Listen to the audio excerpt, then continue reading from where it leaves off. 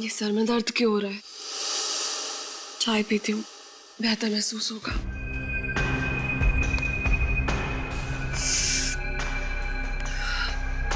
रामू, चाय बनी क्या? जी मैडम, अभी लाता हूँ। रामू, थोड़ा जल्दी करो, मेरा सर बहुत भारी हो रहा है। लाता हूँ मैडम। पता नहीं क्या हो रहा है मुझे। रात तो नींद भी अच्छी आई थी और खाना भी तो घर पर ही खाया था, फिर अब ये अजीब सा क्यों लग रहा है? मेम साहब, आपके सर दर्द की दवा लाऊं क्या? नहीं रामू, चाय पी लेती हूँ, शायद उससे ठीक हो जाए। ठीक है मेम साहब, मैं साहब को चाय दे के आता हूँ। तुम रहने दो, मैं देकर आती हूँ।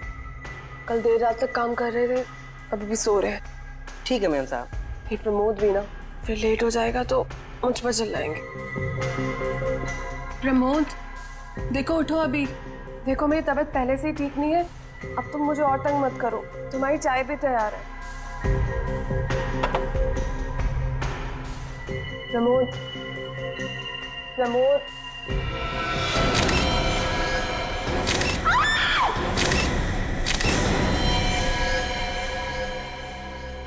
कैसे हो गया ये सब? मेम साहब, अपने आप को संभालिए, होनी को कौन टाल सकता है मेम साहब। लगता है काफी करीब से गोली मारी गई है छाती पे। और गोली लगते ही इसकी मौत हो गई, क्योंकि बेड से उतरने की भी कोशिश की हो, ऐसा देख के लगता तो नहीं है। कोई हाथापाई के निशान नहीं है। ऐसा लगता है कि जब खूनी ने गोली मारी तब ये गहरी नींद में सोए हुए थे। तुम इस घर के नौकर हो रामू? जी साहब। यहीं रहते हो? नहीं साहब, पास वाली बस्ती में रहता हूँ साहब। सुबह 7 बजे आता हूँ, घर का काम करता हूँ साहब, खाना बनाता हूँ और रात को 7 बजे चला जाता हूँ। अंदर कैसे आया तुम? साहब, मेरे पास घर की डुप्लीकेट चाबी है जो मेम साहब ने मुझे बना के दी है। उसी से साहब मैं दरवाजा खोल के अंदर आता हूँ, क्योंकि कभी कभी साहब और मेम साहब देर से उठते हैं। तो तुम्हारे पास इस घर की डुप्लीकेट चाबी भी है? जी साहब। तो जब तुम घर के अंदर दाखिल हुए तो कुछ अजीब दिखा घर के अंदर, या फिर घर के बाहर किसी को देखा जो गड़बड़ लगा हो? नहीं साहब, कल 7:30 बजे काम करके मैं चला गया था साहब। साहब और मेम साहब दोनों लोग टीवी पे फिल्म देख रहे थे और जब मैं सुबह आया तो साहब और मेम साहब दोनों लोग सो रहे थे साहब, और मैं रसोई में चला गया काम करने के लिए। सर, हाँ? यहाँ पे तो कुछ नहीं है। कुछ नहीं है, पूरी घर की तलाशी लेते हैं, चलो।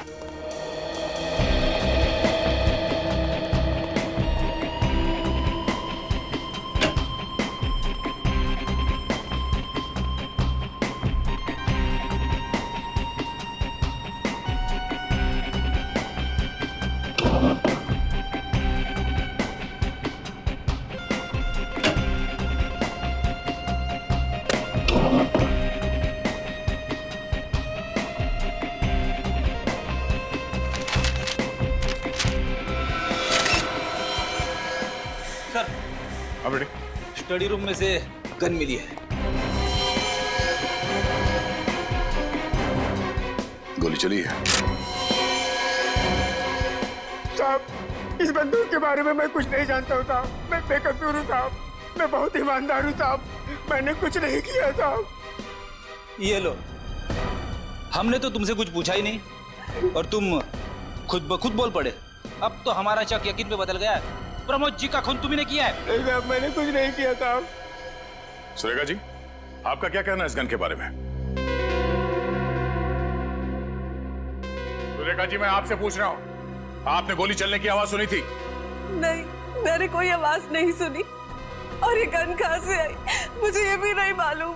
जिस कमरे में आप सो रही थी उसी कमरे में आपके पति प्रमोद की गोली मार के हत्या हुई और आपने गोली चलने की आवाज नहीं सुनी है? सर, वॉशिंग मशीन के अंदर ये खून से सने हुए कपड़े मिले। इस कपड़े को तो पहचानती हैं आप?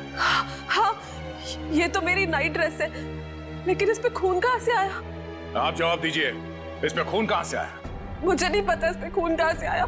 सुरेखा जी, आप झूठ बोल रही हैं। मैं आपसे झूठ क्यों बोलूंगी? क्योंकि आपने अपने पति प्रमोद का खून किया है। मैं क्यों अपने पति को मारूंगी?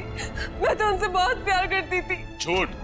मैं झूठ नहीं बोल रही हूँ, मैंने कुछ नहीं किया। मैं बिल्कुल निर्दोष हूँ, मेरी बात को यकीन कीजिए। कैसे मान ले कि आप निर्दोष हैं? जिस कमरे में आप सोई थी उसी कमरे में आपके पति का खून हो गया। आपने गोली चलने की आवाज नहीं सुनी। आपको यह तक नहीं पता कि आपके पति की मौत कब हुई है? मेम साहब सच बोल रही साहब। चुप। कब से काम कर रहे हो तुम यहाँ? 3 साल से साहब। और मेम साहब को और साहब को मैंने कभी भी झगड़ते हुए नहीं देखा साहब। झगड़ते नहीं देखा इसका मतलब ये नहीं कि आपकी मेम साहब खून नहीं कर सकती। सुरेखा जी, आप इन्हें अपने पति का खून किया है और जो कुछ भी हुआ है आप साफ साफ बताइए हमें। मैं बिल्कुल निर्दोष हूँ। मैंने इनका खून नहीं किया है। मैं निर्दोष हूँ। मेम साहब ये क्या? ये वाकई बेहोश हो गई है या बेहोश होने का नाटक कर रही है? एक काम करो, इन्हें अस्पताल लेके जाओ। सारे सबूत और प्रमोद की लाश को फॉरेंसिक लैब भिजवा दो। मेरा शक एकदम सही निकला। ये गोली जो प्रमोद के शरीर में से मिली है, ये इस पिस्टल से चली है और इस पिस्टल पर सुरेखा की उंगलियों के निशान है। क्या? सुरेखा के? और इस नाइट ड्रेस पे जो खून लगा है वो किसका है? ये खून भी प्रमोद का ही है। अच्छा, इसकी मौत कितने बजे हुई? रात तकरीबन 1 से 1:30 बजे के बीच। मतलब प्रमोद का खून सुरेखा ने किया है? लग तो कुछ ऐसे ही रहा है। हॉस्पिटल चलकर इस सुरेखा से मिलना पड़ेगा। सर, सारे सबूत सुरेखा की तरफ इशारा कर रहे हैं। मुझे तो लगता है उसने बेहोश होने का नाटक भी किया है।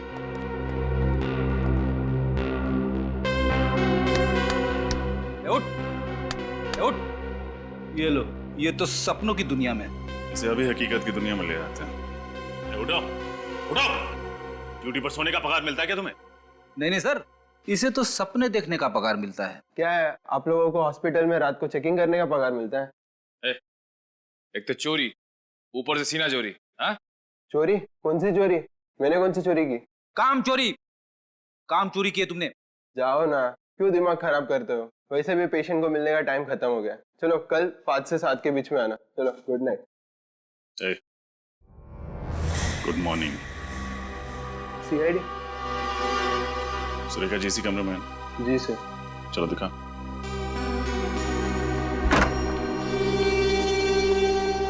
बेड तो खाली। सुरेखा कहाँ? रात को 11 बजे चेकिंग के समय तो मेम साहब कमरे में थी। अचानक किधर गायब हो गई? जो सवाल हमें तुमसे पूछना चाहिए वही सवाल तुम हमसे पूछ रहे हो। सर, हमें इस पूरे हॉस्पिटल की अच्छी तरीके से छानबीन करनी पड़ेगी। हाँ निखिल, छानबीन तो करनी होगी। पूरा हॉस्पिटल छान मारो, देखो सुरेखा कहाँ।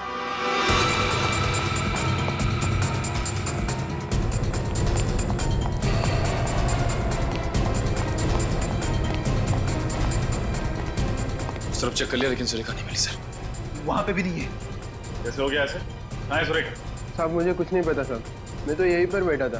बैठे हुए नहीं थे, सोए हुए थे। ये कपड़े देखे तुमने? ऐसे ही कपड़े हॉस्पिटल में हर मरीज को दिए जाते हैं। हाँ सर। अगर सुरेखा के हॉस्पिटल वाले कपड़े ये हैं तो यहाँ क्या कर रहे हैं? जो कपड़े सुरेखा पहन के हॉस्पिटल में आई थी वो कहाँ है? वो कपड़े तो यहीं पर रखे थे। सुरेखा के हॉस्पिटल वाले कपड़े यहाँ और उसके पर्सनल कपड़े गायब। सुरेखा खुद के कपड़े पहन के रफू चक्कर हो गई सर। बिल्कुल सही कह रहे हो फ्रेडी। उसने बेहोश होने का नाटक किया ताकि हम उसे यहाँ हॉस्पिटल में भर्ती कराएं और मौका मिलते ही वो यहाँ से भाग जाए। सर, हो सकता है इस पूरे चक्कर में कोई और भी है जो सुरेखा का साथ दे रहा है। लेकिन कौन हो सकता है वो? कैसे पता चलेगा सर? इस पूरे हॉस्पिटल में लगे सीसीटीवी कैमरास की फुटेज देख के। चल। एक्सक्यूज मी, हमें पिछले 2-3 घंटे की सीसीटीवी फुटेज देखनी है। मगर आप लोग? हम लोग सीआईडी? 10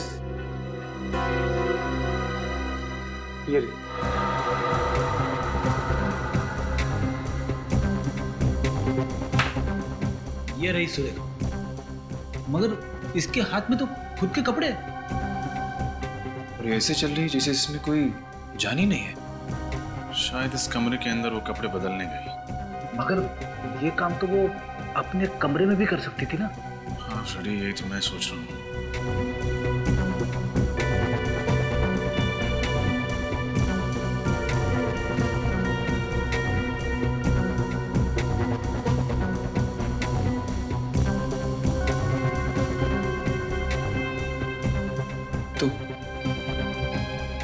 ये सुरेखा तो हॉस्पिटल के गेट से बाहर चली गई। सुरेखा को अचानक हुआ क्या, और हॉस्पिटल से निकल के वो गई कहाँ?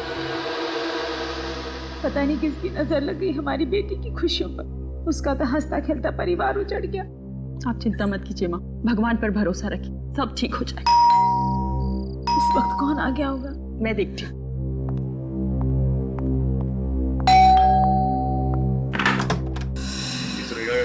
जी, लेकिन वो तो इस वक्त हॉस्पिटल में है। थी, अब नहीं है। हॉस्पिटल में नहीं है तो कहाँ है? ये आपको पता होना चाहिए। पूरे घर की अच्छी तरह तलाशी। अरे तलाशी? एक सेकंड, ऐसे कैसे आप तलाशी ले सकते हैं? आप लोग हैं कौन? CID।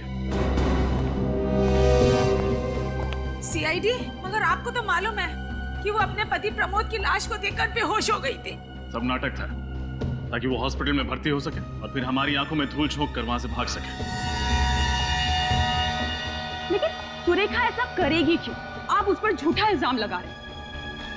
आप बहुत अच्छे से जानती हैं सुरेखा, आपकी तारीफ। सर, ये हमारी बहू अमेरिका से आई है अपने भाई की शादी के लिए। आप सुरेखा की भाभी? जी। आपके पति मतलब कि सुरेखा के भाई आपके साथ आए? जी, वो मेरे साथ नहीं आए, उन्हें कुछ जरूरी काम आ गया था, लेकिन अब वो फ्लाइट में बैठ चुके हैं, कल तक पहुंच जाएंगे। सर, सुरेखा घर में नहीं है। बताइए, कहाँ छुपा के रखा आपने अपनी बेटी को? मैं क्यों छुपाऊंगी सर? क्योंकि आपकी बेटी सुरेखा जी ने अपने ही पति का खून किया है। क्या? जी हाँ। एक मिनट, आप लोगों के पास सबूत क्या है कि सुरेखा ने ही प्रमोद का खून किया? मौकाए वारदात से जो हमें गन मिली है, उस पर सुरेखा की उंगलियों के निशान। उसके अलावा खून करते वक्त जो कपड़े उसने पहने थे, वो खून से सने कपड़े उसी की वॉशिंग मशीन से बरामद हुए। नहीं सर, मेरी बेटी अपने पति का खून क्यों करेगी? भला कोई अपने ही हाथों से अपना सुहाग उजाड़ सकता है क्या? पैसों के लिए उजाड़ेगी। पैसों के लिए? जी हाँ, पैसों के लिए सगा भाई भाई का खून कर सकता है, तो एक पत्नी अपने पति का खून क्यों नहीं कर सकती? नहीं सर, सुरेखा को पैसे की कोई कमी नहीं थी। उसके पिताजी ने सारी जायदाद उसके नाम कर दी थी, बंगला, गाड़ी, सब कुछ। आपको यकीन नहीं आता है तो मैं कागजात आपको दिखा देती हूँ। देखिए, कहना तो नहीं चाहिए, लेकिन सुरेखा के पास प्रमोद से ज्यादा जायदाद थी, फिर वो पैसों के लिए उसका खून क्यों करेगी? इसका पता तो चल ही जाएगा। सर, इस सुरेखा को ढूंढेंगे कैसे? कोई ना कोई रास्ता मिल ही जाएगा सुरेखा तक पहुंचने का। अब मैं अंदर आ सकता हूँ? आइए। क्या बात है? साहब, मैं सुरेखा जी के बारे में कुछ जानकारी देना चाहता हूँ। कौन है आप? सुरेखा को कैसे जानते हैं? साहब, मेरा नाम गौरव है। मेरी सुरेखा जी और प्रमोद जी के घर के पास ही किराने की दुकान है। वो अक्सर मेरी दुकान से ही खरीदारी करते। तो फिर? परसों रात में गांव के लिए ऑटो रिक्शा से स्टेशन जा रहा था। मेरी रात 2 बजे की ट्रेन थी। जब मैं घर से निकला तो मैंने देखा सुरेखा जी अपने घर के पास वाले पब्लिक पार्क में नंगे पैर नाच रही थी। क्या सुरेखा जी पब्लिक पार्क में नाच रही थी, और वो भी नंगे पांव? साहब, मुझे भी बहुत अजीब सा लगा। रात के 1 बजे का वक्त थोड़ा ही होता है पब्लिक पार्क में नाचने का। एक मिनट, क्या कहा तुमने? कितने बजे? 1 बजे। रात के 1 बजे? जी हाँ। रात के 1 बजे सुरेखा पब्लिक पार्क में नाच रही थी नंगे पांव, और सचिन उसी वक्त। और रात के 1 और 1:30 बजे के बीच में प्रमोद का भी खून हुआ। पूरे होश में थे जब तुमने देखा, या फिर कुछ शौक है तुम्हें? साहब, मैं पूरे होश में था, आप मेरा यकीन कीजिए। सर, कोई एक इंसान एक ही वक्त पे 2 अलग अलग जगह पे कैसे हो सकता है? वही तो सचिन, वही तो। कुछ न कुछ तो गड़बड़ जरूर है, कुछ न कुछ तो गड़बड़ जरूर है। ठीक है, तुम जा सकते हो। पंकज, इनका फोन नंबर और एड्रेस ले लेना, जरूरत पड़े तो हम तुम्हें खुद से बुला लेंगे। हाँ सचिन, सुरेखा के बारे में और भी पूछताछ करनी पड़ेगी, और भी गहरी पूछताछ। तो सर, एक बार फिर से सुरेखा के घर की तलाशी ले लें? बिल्कुल बिल्कुल, ले लो उसके घर की तलाशी। कोई न कोई सुराग तो वहां पर जरूर है जो हमारी आंखों से छूटा है। सर, किराने वाले ने जो बात बताई है उसे सुनकर मेरा दिमाग गोल गोल घूम रहा है। भला कोई आधी रात को, वो भी पब्लिक पार्क में, नंगे पैर क्यों नाचेगा? फ्रेडी, हमने सुरेखा के बारे में पता कर लिया है। उसे कॉलेज के दिनों से नाचने का बहुत शौक था, और शायद शादी के बाद वो ये शौक पूरा नहीं कर पाई, और इसीलिए पार्क में आके सर, पैर पे मिट्टी लगी। हाँ फ्रेडी, पर हो सकता है ये मिट्टी किसी के जूतों से लग गई हो। हमें ठोस सबूत चाहिए, इससे काम नहीं चलेगा। अंदर चल के देखते हैं। एक एक कमरा छान मारना, किसी भी चीज को नजरअंदाज मत करना। जल्दी।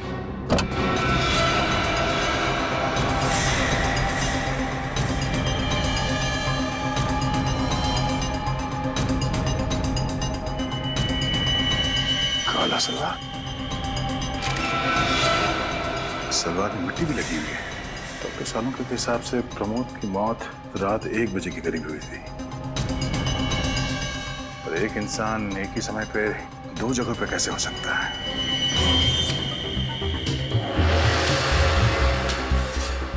या तो वो अपने पति का खून करके सबूत मिटा रही होगी, या फिर पार्क में डांस कर रही होगी। अब ये क्या चक्कर है? सर, सुरेखा की मेडिकल फाइल मिली है। अच्छा, ये क्या? ये सुरेखा रात सोने से पहले सिस्टोपैम टैबलेट खाती थी। ये सिस्टोपैम क्या है? डॉक्टर सालुंके ही बताएंगे। डॉक्टर साहब, फिलहाल आप ये बताइए कि ये सिस्टोपैम नाम का जो टैबलेट है, ये किस चीज के लिए ली जाती है? हाँ, ठीक है सर। क्या हुआ? ये टैबलेट सिस्टोपैम एंटी डिप्रेसेंट है। मतलब सुरेखा को डिप्रेशन की बीमारी? पर ये बात सुरेखा की माताजी ने हमें क्यों नहीं बताई? सर कहीं ऐसा तो नहीं कि सुरेखा की माँ ने हमसे ये बात जानबूझ के छुपा के रखी हो? अब ये तो हमें ये डॉक्टर बताएंगे जिसने सुरेखा को ये दवाई प्रिस्क्राइब की थी, डॉक्टर जितेन। ये 2 गोलियां ले लीजिए, इससे तुम्हारी दिमागी दृश्य कम हो जाएगी। मनसुख, इन्हें ले जाइए। आइए।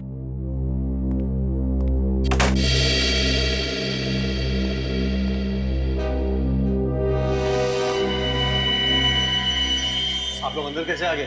अपॉइंटमेंट ली? सॉरी आपको परेशान करने के लिए। दरअसल आपसे बहुत जरूरी काम था, इसलिए बिना अपॉइंटमेंट ही अंदर चले आए। कौन है आप लोग? मुझसे क्या चाहते हैं? हम लोग CID से। हमें आपकी पेशेंट सुरेखा के बारे में कुछ जानकारी चाहिए। सुरेखा? पूछिए, क्या पूछना है? आपने ही सुरेखा को ये एंटी डिप्रेसेंट टैबलेट सिस्टोपैम दिया था ना? हाँ, ये मैंने प्रिस्क्राइब की थी। डॉक्टर साहब, क्या आप बता सकते हैं कि सुरेखा को कौन सी बीमारी थी? देखिए, मैं एक साइकियाट्रिस्ट हूँ, और साइकियाट्रिस्ट होने के नाते मैं अपने किसी भी मरीज के बारे में किसी को भी कुछ बताना उचित नहीं समझता। हम समझ सकते हैं, लेकिन सुरेखा के पति प्रमोद का खून हो गया, वो भी उन्हीं के घर में। खून हो गया? कब? परसों रात को। परसों रात को? और हमेशा के कि सुरेखा ने अपने पति का खून किया, और खून करने के बाद वो गायब हो गई। जी हाँ, दरअसल बात यह है कि सुरेखा हमारे सामने बेहोश हो गई, और जब हमने उसे अस्पताल में भर्ती किया तो वो अस्पताल से भाग गई। भाग गई? डॉक्टर साहब, अगर आप हमें बता देंगे कि सुरेखा को क्या बीमारी है तो हमें केस सॉल्व करने में आसानी हो। देखिए, मैं कैसे? देखिए प्लीज, आप बताएंगे आपने उसे ये एंटी डिप्रेसेंट क्यों दी थी? क्या उसे किसी किस्म का डिप्रेशन था? जी, सुरेखा को डिप्रेशन नहीं था। सुरेखा को दरअसल नींद में चलने की बीमारी थी। नींद में चलने की बीमारी? जी। सर कहीं ऐसा तो नहीं कि सुरेखा ने नींद में ही अपने पति का खून कर दिया? डॉक्टर साहब, नींद में चलने वाला आदमी नींद में खून कर सकता है? वेल, हाँ भी और ना भी। मतलब क्या सुरेखा ने इससे पहले भी नींद में कोई अजीब सी हरकत की थी? प्रमोद ने मुझसे कहा था कि एक बार रात को वो जब उठा तो सुरेखा बिस्तर पे नहीं थी। पूरा घर छान मारने के बाद उसने देखा सुरेखा घर पर भी नहीं थी। फिर वो जब उसे ढूंढने के लिए बाहर निकले तो उसने देखा कि सुरेखा पब्लिक पार्क में नंगे पांव नाच रही थी। पब्लिक पार्क में नाच रही थी? जी। इसका मतलब सर किराने वाला सच बोल रहा था। उसे बचपन से नाचने का शौक भी तो था। ये मुमकिन है, क्योंकि इंसान अपने कॉन्शियस यानी सचेतन अवस्था में जो चीज पसंद करता है वही चीज वो अपने सबकॉन्शियस यानी अर्धचेतन अवस्था में करता है, भले वो नींद में क्यों ना हो। लेकिन डॉक्टर साहब, नींद में कोई किसी का खून कर सकता है? वेल, इस संभावना को नकारना नहीं जा सकता, क्योंकि कुछ साल पहले अमेरिका में एक ऐसा केस हुआ था जहाँ पे एक आदमी ने अपने भाई का खून कर लिया, और कोर्ट में ये साबित हुआ कि वो अपने भाई से बेहद नफरत करता था। इसलिए उसने अपने भाई को अपने सबकॉन्शियस यानी अर्धचेतन अवस्था में मार डाला। लेकिन सर, सुरेखा की बातों से तो ऐसा लग रहा था कि वो अपने पति से बहुत प्यार करती थी। समझ में नहीं आ रहा। डॉक्टर साहब, जहां तक मुझे पता है अर्धचेतन अवस्था में कोई आदमी चीजों को छुपाएगा नहीं। Am I right? ठीक कह रहे हैं आप। अजीब बात है, हमें गन मिली कचरे के डब्बे में बहुत सारे कागजों के नीचे छुपाई हुई, और खून से सना हुआ नाइट ड्रेस मिला, वो भी वॉशिंग मशीन के अंदर बहुत सारे कपड़ों के नीचे छुपाया हुआ। और सर किराने वाले के हिसाब से तो जब प्रमोद का खून हुआ तब तो सुरेखा पब्लिक पार्क में नाच रही थी। वही तो, एक ही आदमी एक ही समय पर दो जगह पर कैसे हो सकता है? अजीब चक्कर है। कोई ऐसा तो नहीं कि सुरेखा की इस बीमारी का कोई और ही फायदा उठा रहा है? हो सकता है, और अगर ऐसा है तो हमें जल्द से जल्द सुरेखा को ढूंढना होगा, क्योंकि अब उसकी जान को खतरा हो सकता है। सर। हाँ सर, उस रात जब सुरेखा जी हॉस्पिटल से गायब हुई थी तो इस रिक्शा वाले ने उन्हें देखा था। तुमने सुरेखा को देखा था? जी साहब, और वो मैडम बड़ी अजीब तरीके से चल रही थी। अजीब तरीके से मतलब खोई खोई भी लग रही थी। खोई हुई सी लग रही थी? जी हाँ, और एक बात और, एक आदमी उनका पीछा भी कर रहा था। एक आदमी उसका पीछा कर रहा था? जी हाँ। तो क्या तुमने उस आदमी को देखा है? जी। तो उसकी शक्ल बनवा सकते हो, स्केच? जी हाँ, बिल्कुल बनवा सकता हूँ। वो आदमी ऐसे ही दिखता है? जी हाँ, बिल्कुल ऐसा ही दिख रहा था। नहीं, दीजिए।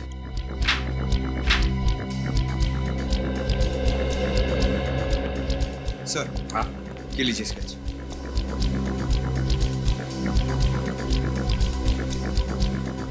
अच्छा, तो ये है वो आदमी जो सुरेखा का पीछा कर रहा था। रेडी? क्या हुआ? कुछ नहीं सर। सर, इस आदमी को मैंने कहीं देखा है। तुमने देखा इस आदमी को? हाँ सर। कहाँ पर? याद करो, याद करके बताओ। याद आया सर, इस आदमी को मैंने डॉक्टर जितेन के कैबिन में से बाहर निकलते हुए देखा। डॉक्टर जितेन के कैबिन से बाहर निकलते हुए देखा था इसे? कहीं इस आदमी ने तो नहीं सुरेखा को अगवा किया? डॉक्टर जितेन के पास जाकर पूछताछ करो, पता लगाओ इस आदमी के बारे में। आप लोग फिर से? माफ कीजिएगा, आपसे फिर से मिलना जरूरी था, क्योंकि सुरेखा की जिंदगी और मौत का सवाल है। क्या हुआ सुरेखा का? मिल गई वो? जी नहीं, अभी तक तो नहीं मिली। ये आदमी कल आपके कैबिन में से बाहर निकला था जब हम यहाँ पे आए थे। आप इसे बुला सकते हैं? ये तो मेरा असिस्टेंट मनसुख है, लेकिन इसका सुरेखा के साथ क्या लेना देना? हमें शक है कि इसी ने सुरेखा को अगवा कर लिया। क्या मनसुख ने सुरेखा को अगवा किया? हाँ, मनसुख आपकी क्लिनिक में कहीं दिख नहीं रहा। आज काम पे नहीं आया क्या? नहीं, वो सुबह उसका फोन आया था और कह रहा था कि उसकी माँ की तबीयत अचानक खराब हुई है, इसलिए 3-4 दिनों तक नहीं आएगा। लगता है हमारा शक सही निकला है। मनसुख के घर का पता मिलेगा? हॉस्पिटल वालों ने जो मनसुख का एड्रेस दिया था यही है ना? हाँ सर, लेकिन मुझे लगता नहीं कि मनसुख को हमें देख के खुशी होगी। हमें देख के किसे खुशी होती है? मुझे मायूस हो जाता है, क्योंकि जानता है कि उसका वक्त पूरा हो गया।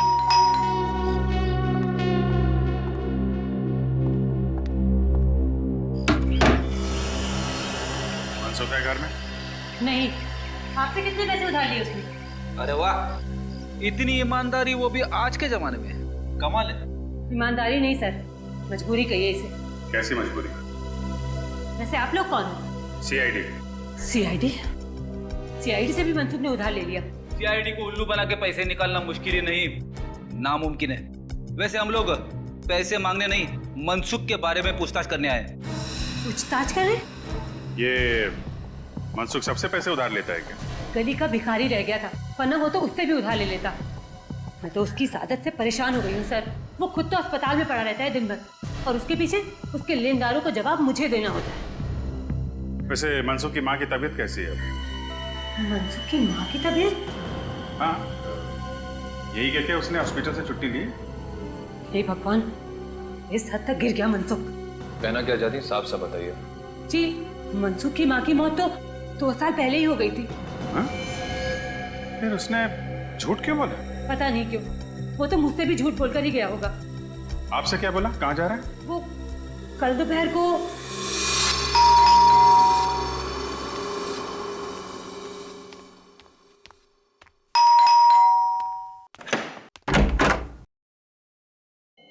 आ गए तुम? कब सुधरोगे तुम? मैं कुछ कह रही हूँ। अरे कुछ बोलते क्यों नहीं हो? और ये तुम्हारे हाथ में क्या है? अरे छोड़ो। तो यहाँ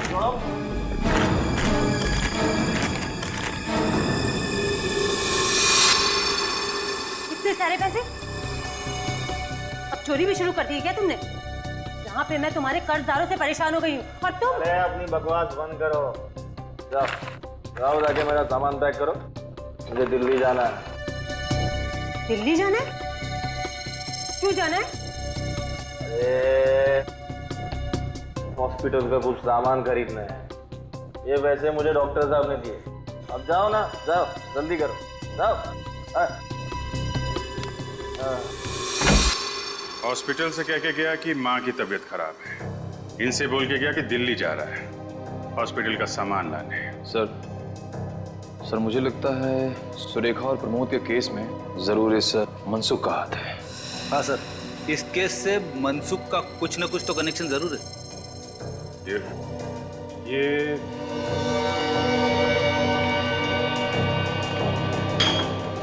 शराब की बोतलें, इस मनसुख को शराब पीने की आदत है क्या? जी सर, जब तक 2 बोतल देसी दारू न पी ले उसे नींद ही नहीं आती है। ये सारी कमाई वो दारू में ही उड़ा देता है। यहाँ तक कि मेरे पिताजी ने उसकी नौकरी लगवाई कलकत्ता में, उसने जाने से मना कर दिया। मना कर दिया? क्यों? क्योंकि उसकी मनपसंद देसी दारू यही मिलती, मुंबई में। सर सुरेखा को अगवा करके जो पैसे मनसुख को मिले हैं वो पैसे उसने देशी दारू पे ही उड़ाए होंगे। रेडी? देशी दारू? हाँ सर, मुंबई में जितने भी देसी दारू के अड्डे हैं वहीं पे जाना पड़ेगा। जाना तो पड़ेगा, मगर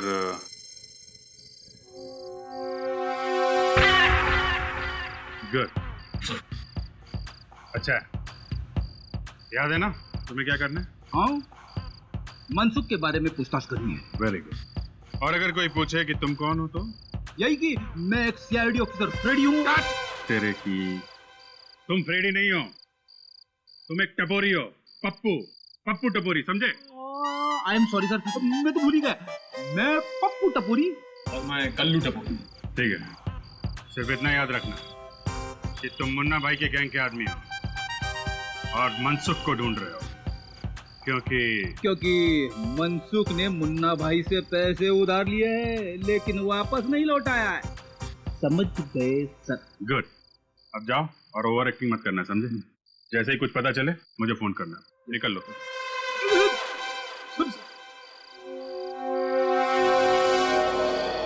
आई सुन, स्पंदर को पहचानता है? भाई साहब, इसे देखा है क्या? ये अपन के एरिया का नहीं है। ध्यान से देख, पहचानेगा तो माल मिलेगा ना। अरे ठीक से देखो ना, तुम भी देखो ना। अरे बाबा, बोला ना, आपने पी रखी है क्या? आदमी का टुकड़ा पहचान दो क्या? हाँ, आपको बोल रहा हूँ। अरे पी तुमने रखी है? नहीं पहचानता, जाओ यहाँ से। और वो उधर चेक कर लिया लेकिन कुछ पता नहीं चला। मुझे भी कुछ नहीं मिला है, ना मनसुख फंसुख कुछ नहीं है। एक बार बचता है। कौन से? रोशनी बात। वहीं पे चल के मनसुख पे रोशनी डालते। चलो।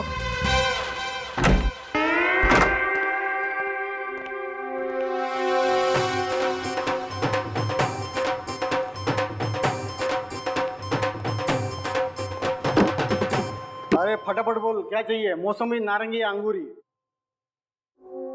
ये आदमी चाहिए।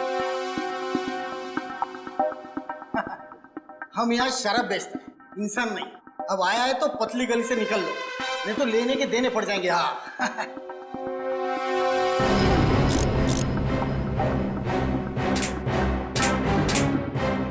एक गोली शरीर के अंदर जाएगा और तुम 4 कंधे पे इधर से बाहर जाएगा।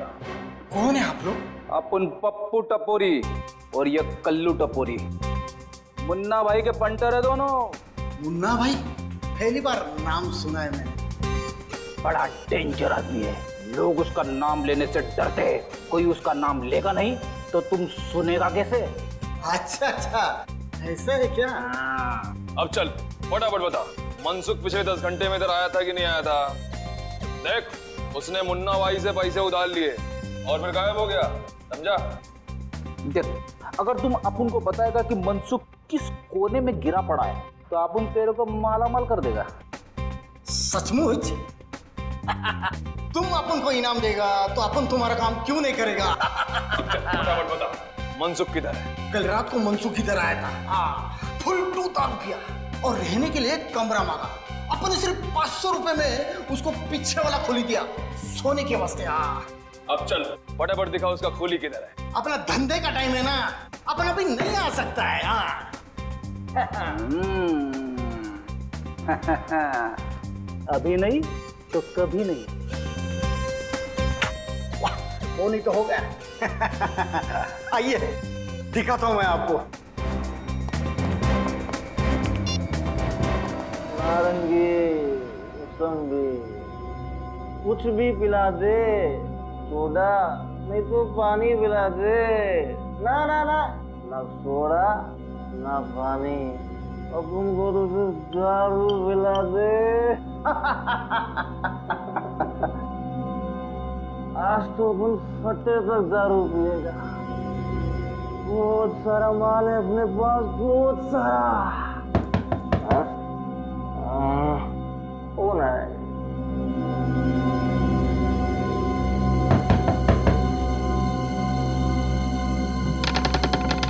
अरे जेठ, तुम जियो हजारों साल। सेठ, अभी अपन तुम्हारे पास ही आने वाला था। वो क्या है ना, दारू खत्म हो गया है, 2 बोतल चाहिए बस। अरे मनसुख, पहले इन लोगों से मिल ले। कौन है लोग? यहाँ क्या कर रहे? सेठ, मैंने तुमको एक कमरे का पूरा भाड़ा दिया है, वो भी एडवांस में। इस कमरे में सिर्फ मैं ही रहूंगा। हाँ। अरे मनसुख, तेरी बकवास बंद कर और इनकी बात मान ले। जो मानो इनकी बात में? कौन है ये लोग? अरे ये मुन्ना भाई के आदमी लोग हैं। मुन्ना भाई? कौन मुन्ना भाई? वही मुन्ना भाई जिससे तूने पैसे उधार लिए थे। अरे इनके पैसे लौटा दे वरना तेरे हड्डी पसली एक कर देंगे ये। लेकिन मैं किसी मुन्ना भाई को जानता ही नहीं, ना मैंने किसी मुन्ना भाई से पैसे उधार लिए। देखिए, आप लोगों को कोई गलतफहमी हुई है, आप लोग जाइए आप। जाएंगे, लेकिन पहले तुझे साथ लेके जाएंगे सीआईडी ब्यूरो। सीआईडी? आप लोग सीआईडी से? हे भगवान, कहाँ फंस गया मैं? लोगों को दारू पिला के उनके घर बर्बाद करते हो, तुम्हारा तो भविष्य हम बर्बाद करेंगे। सीआईडी वाले को क्या हुआ? मैंने कोई गुनाह नहीं किया है, कोई गलत काम नहीं किया है मैंने। सब याद आ जाएगा, पहले तुम्हारा नशा उतारना पड़ेगा। सुरेखा को किडनैप किया, उसके पति का खून किया तूने? नहीं सर, तो प्रमोद के खून से मेरा कोई लेना देना नहीं है सर। मैं कसम खाकर कह रहा हूँ, मुझे इस बारे में कुछ नहीं पता सर। अच्छा, तो जब सुरेखा हॉस्पिटल से बाहर गई तब तुमने उसका पीछा क्यों किया? सर, सुरेखा को नींद में चलने की बीमारी थी। उन्हें पता था कि वो रात को नींद में चलकर हॉस्पिटल से बाहर आएगी, इसलिए उन्होंने मुझे पीछा करने को कहा सर। किसने? कौन था वो आदमी? सर, करीब 25-27 साल का आदमी था। उसका कद छोटा था सर। नाम? मुझे उसका नाम नहीं पता सर। सर, उसने मुझसे कहा कि वो सुरेखा का दोस्त है और वो सुरेखा की सुरक्षा की चिंता करता है सर। तो तुमने ये काम उसकी मदद के लिए किया है? तो ये दारू के पैसे कहाँ से आए? कर्जदारों के पैसे कहाँ से चुकाने वाले थे तुम? मैं मानता हूँ कि मैंने ये काम पैसों के लिए किया, पर सर मैंने किसी का खून नहीं किया है सर। सर, सुरेखा को बंगले में छोड़ने के बाद मुझे सुनने में आया कि सुरेखा के पति प्रमोद का खून हो गया है। सर, सीआईडी वालों को सुरेखा पर शक है। मैं डर गया था सर। मुझे लगा कि जब तक ये मामला ठंडा नहीं हो जाता मैं पैसे लेकर कुछ दिनों के लिए गायब हो जाता हूँ। तो बस सर, मैंने कुछ नहीं किया है सर। सर, आपको लगता है आदमी सच बोल रहा है? 25-27 साल का छोटे कद का आदमी जो अपने आप को सुरेखा जी का दोस्त कहता है, कौन हो सकता है? उसने इस काम के लिए तुम्हें क्यों चुना? क्योंकि सर, मैं साइकोलॉजिस्ट डॉक्टर जितिन की क्लिनिक में कई सालों से काम कर रहा हूँ। मुझे मालूम था कि सुरेखा उनकी पेशेंट है। मैं उनकी बीमारी से अच्छी तरह से वाकिफ था और सर वो मुझे पहचानती थी, इसलिए मुझे पता था कि जब वो जागेगी वो मुझे देखकर चौंकेगी नहीं। क्या मतलब है तुम्हारा? दरअसल सर, ऐसे मरीज नींद में कहीं भी चले जाते और जागने के बाद अगर वो अपने आप को किसी अनजान जगह या अनजान लोगों के बीच पाते तो बौखला जाते सर वो। और सुरेखा मुझे जानती थी, इसलिए मुझे पता था कि ऐसी कोई तकलीफ नहीं होगी सर। इस वक्त सुरेखा कहाँ है? सर, मुझे नहीं पता, मुझे कुछ नहीं पता सर। सर, उस आदमी ने मुझे कहा कि सुरेखा जी जब जाग जाए तो उसे समझा बुझाकर एक बंगले में छोड़कर आना। सर, उसके बाद क्या हुआ मुझे कुछ नहीं पता सर, मैं सच कह रहा हूँ। सर, कहीं सुरेखा अभी भी उस बंगले में तो नहीं है? कहाँ है वो बंगलो जहाँ तुमने सुरेखा को छोड़ा था?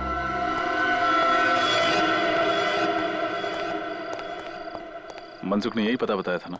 हाँ सर, तो दरवाजा तोड़ दें या बिल मार के दरवाजा खुलने का इंतजार करें?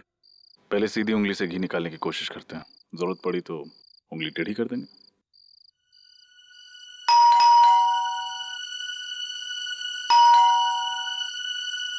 दरवाजा तो खुल नहीं रहा, उंगली टेढ़ी करे। लेकिन दरवाजा तोड़ेंगे नहीं, कोई और रास्ता ढूंढते हैं अंदर घुसने का।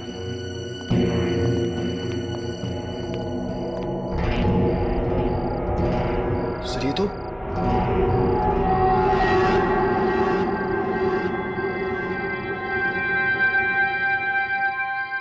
तो सुरेखा है। इसने तो हेडफोन लगा रखा। हाँ, ये कर क्या रही?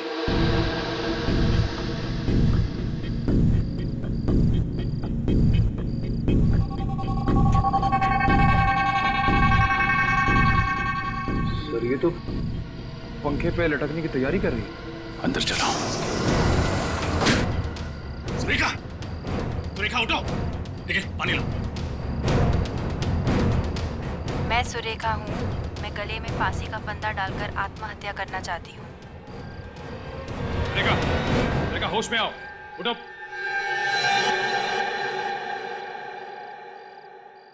ये मैं क्या कर रही थी? आप फांसी लगाने जा रही थी। फांसी? जी हाँ, इस हेडफोन्स के जरिए आपको सम्मोहित किया जा रहा था। सम्मोहित? मैं सुरेखा हूँ। मैं गले में फांसी का फंदा डालकर आत्महत्या करना चाहती हूँ। मगर सर, ये आवाज तो सुरेखा की नहीं है, किसी और लड़की की है। हो सकता है ये जो कोई भी लड़की है, वो ये नहीं चाहती कि सुरेखा जिंदा रहे और उसी ने इनके पति प्रमोद का खून किया। हो सकता है। ये सब क्या हो रहा है मेरे साथ? मुझे कुछ समझ में नहीं आ रहा। आप घबराइए मत, हम इस सब की तह तक पहुंचे। मगर सर, हमें पता कैसे चलेगा कि इस सब के पीछे कौन है? इसी जगह पर खूनी का इंतजार करके, क्योंकि जिस लड़की की भी आवाज इस हेडफोन से आ रही वो यहाँ वापस जरूर आएगी। ये देखने की सुरेखा जिंदा है या फिर मर गई है।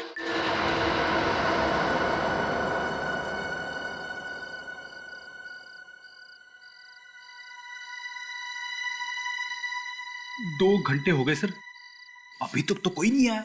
सब्र करो फ्रेडी, सब्र का फल मीठा होता है। सब मेरे साथ ही क्यों होता है? संभालिए अपने आप को सुरेखा।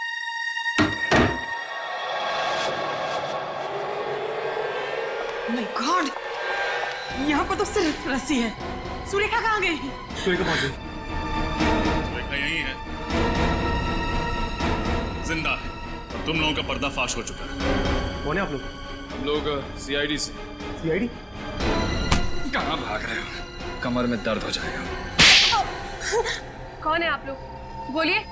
और मुझे मारना क्यों चाहते थे? क्या आप इन्हें नहीं जानती? जी नहीं, मैं इनसे पहली बार मिल रही हूँ। और तो फिर ये लोग आपको क्यों मारना चाहते? इस बात का जवाब तो यही दोनों देंगे। क्यों मारना चाहते हो तुम सुरेखा को? हमने ये सब उसके कहने पे किया था। किसके कहने? जिसका ये प्लान था। किसका प्लान था? कुछ समझ नहीं आ रहा है माँ, हो क्या रहा है? मेरी भी कुछ समझ में नहीं आ रहा कि ये सब क्या हो रहा है। माँ, सुरेखा दीदी और प्रमोद जीजू का आपसी रिश्ता कैसा था?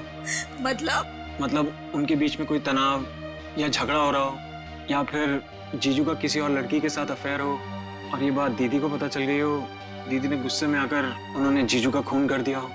शर्म आनी चाहिए तुम्हें अपनी बहन के बारे में ऐसे बोलते हुए। तुम अपनी बहन के बारे में ऐसे सोच भी कैसे सकते हो? बस बस बस माँ, बस कीजिए। आपको भी सुरेखा पर ही शक है? शक नहीं है, लेकिन सारे सबूत उन्हीं की तरफ इशारा कर रहे हैं और सीआईडी को भी यही लगता है। मैं देखता हूँ।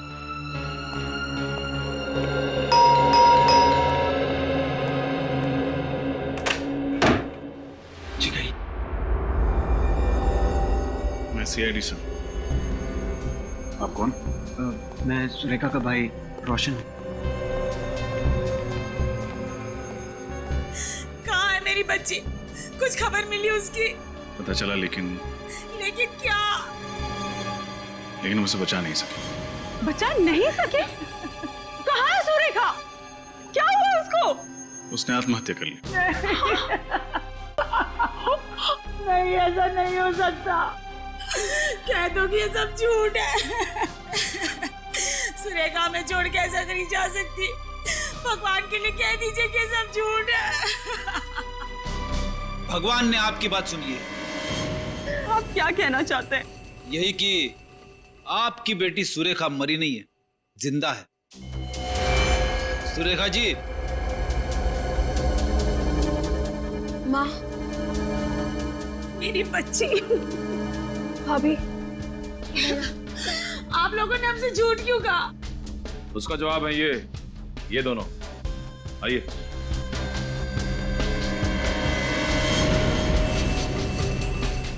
भैया, माफ करना दीदी। स्वाति जी, भागने की कोशिश बेकार है, सो प्लीज अब बताओ, क्या दुश्मनी थी तुम्हारी प्रमोद के साथ जो तुमने उसका खून किया? नहीं सर, प्रमोद से मेरी कोई दुश्मनी नहीं थी। मुझे तो परेशानी उस सुरेखा से थी। परेशानी? वो भी सुरेखा से? सुरेखा तो तुम्हारे पति की बहन है ना? परेशानी खड़ी की थी मेरे ससुर जी ने, जिन्होंने अपनी सारी की सारी जायदाद अपनी बेटी उस सुरेखा के नाम कर दी थी, और अपने बेटे यानी कि मेरे पति, उनको एक फूटी कौड़ी नहीं थी। जो बात मेरे बर्दाश्त के बिल्कुल बाहर थी। मगर प्रमोद ने क्या बिगाड़ा था तुम्हारा? उसका खून क्यों किया? क्योंकि मैं एक तीर से दो शिकार करना चाहती थी। एक तो प्रमोद का खून और दूसरा उसका इल्जाम सुरेखा पर। इससे सारा का सारा पैसा मेरे पति का हो जाता, सारी की सारी जायदाद मेरे पति को मिल जाती। और सुरेखा को नींद में चलने की बीमारी है, ये बात तुम्हें कैसे पता चली? मेरी होने वाली भाभी प्रिया, ये उसी हॉस्पिटल में काम करती थी जहां पर सुरेखा का इलाज चल रहा था। किसी ने उसे वहां देखा था और मुझे तुरंत बताया। मैंने ही इससे सुरेखा की बीमारी के बारे में और पता करने के लिए कहा था। वाह रे वाह प्रिया, वाह, अच्छा साथ दिया तुमने। और जैसे ही तुम्हें सुरेखा की बीमारी के बारे में पता चल गया, तुम्हारे दिमाग में वो घिनौना प्लान आ गया है ना? हाँ, मैंने इंतजार किया उस रात का, जब सुरेखा नींद में चलते चलते सामने के पब्लिक पार्क में जाकर नंगे पांव नाचने लगे। फिर मैंने प्रिया और राजेंद्र की मदद लेकर प्रमोद का खून करवा दिया। प्रमोद पर गोली किसने चलाई? गोली राजेंद्र ने चलाई थी। तो फिर सुरेखा के उंगलियों के निशान पिस्तौल पे कैसे आए? मैं अच्छे से जानती थी कि सुरेखा जब नींद की अवस्था में चलते चलते बाहर जाएगी तो वो कपड़े जरूर बदलेगी, इसलिए मैंने उसके कपड़ों के ऊपर पिस्तौल रख दी थी। और उसने वही किया जो मैं चाहती थी। उसने कपड़ों के ऊपर से पिस्तौल उठाई और उसकी उंगलियों के निशान उस पर आ गए। सब कुछ प्लान के मुताबिक चल रहा था, यहाँ तक कि सुरेखा के आत्महत्या का प्लान भी। पर पता नहीं आप लोग कहाँ से आ गए और सारा प्लान चौपट हो गया। चौपट तो तुम तीनों की जिंदगी हो गई। जिस दिन हम तुम्हारे प्लान के बारे में सब कुछ समझ गए, बस तुम्हारे मुंह से सुनना चाहते थे। अब शायद तुम तीनों को फांसी ही होगी। तब तक जेल की सलाखों के पीछे सड़ते बैठना।